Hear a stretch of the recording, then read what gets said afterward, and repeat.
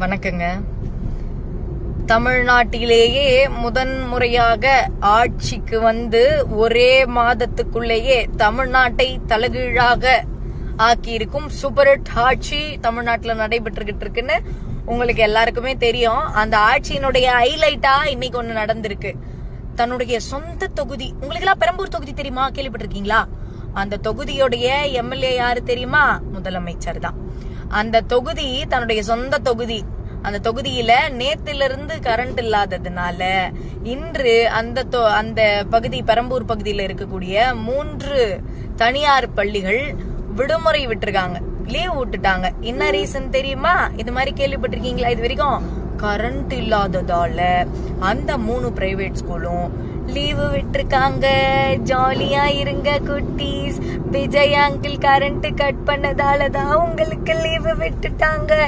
இதே மாதிரி அடிக்கடி லீவு விடணும்னா விஜய் அங்கிள் கரண்ட் கட் பண்ணிட்டே இருக்கணும். நீங்க எல்லாம் ஜாலியா இருக்கலாம்.